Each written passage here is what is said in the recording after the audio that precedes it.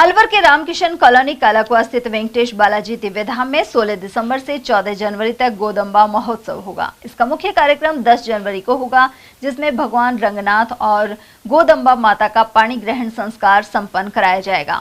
स्वामी सुदर्शनाचार्य महाराज ने बताया कि महोत्सव के दौरान प्रतिदिन सुबह 4:30 बजे मंगला आरती होगी। इसके बाद गौ पूजन, आराधना, श्रृंगार आरती और गोदंबा कथा सहित प्रवचन किए जाएंगे। साथ ही रोजाना भगवान रंगनाथ की प्रतिमा को गोदंबा माता की उतरी हुई माला पहनाई जाएगी और खिचड़ी का भोग लगाया जाएगा। इस मंदिर में गोदंबा माता की 2 प्रतिमाएं स्थापित हैं।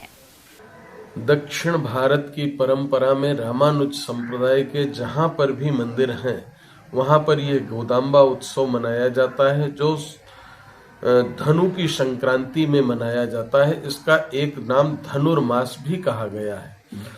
ये इस बार 16 दिसंबर से प्रारंभ होकर के और 14 जनवरी तक चलेगा।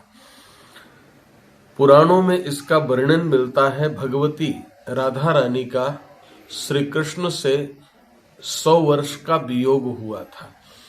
उस 100 वर्ष के वियोग के बाद श्री व्रज धाम से भगवान जब गए मथुरा से, तो उसके बाद राधा रानी का मिलन उनका 100 वर्ष के बाद हुआ प्रभास क्षेत्र में।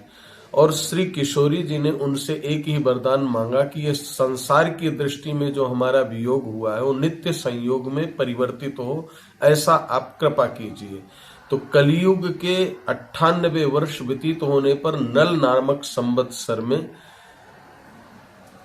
पूर्वा फाल्गुनी नक्षत्र में श्री विल्लीपुत्तूर तमिलनाडु में एक जगह है, वहीं पर श्री राधा रानी का ही गोदा के रूप में अवतार हुआ, जिनका दूसरा नाम आंडाल भी कहते हैं। और उन्होंने श्री कृष्ण की प्राप्ति के लिए 30 दिन का व्रत किया। उसी व्रत का अनुसरण यह गोदंबा महोत्सव के रूप में मनाया जाता है, जिसमें भगवान को श्री गोदा जी की उच्छिष्ट माला नित्य प्रति पहनाई जाती है। अब यहाँ पे प्रतिदिन क्या क्या कार्यक्रम चलेंगे? सुबह क्या रहेगा, फिर दोपहर को क्या रहेगा, शाम को क्या रहेगा? जी, इसमें प्रातः काल का ही सारा कार्यक्रम होता है, जिसमें प्रातः काल 4:30 बजे मंगला आरती होगी, गौ माता का पूजन होगा। गौ माता का पूजन करने के पश्चात भगवान की सेवा होगी, जिसको आराधना काल कहा जाता है। आराधना काल पूर्ण होने के बाद तिरुप्पावई का पाठ होगा और तिरुप्पावई का पाठ करके फिर आरती, श्रृंगार और फिर नित्य प्रति प्रवचन होगा। एक गाथा का 30 दिन तक प्रवचन किया जाता है और विशेष करके खिचड़ी का भोग लगा करके भक्तों को प्रदान किया जाता है।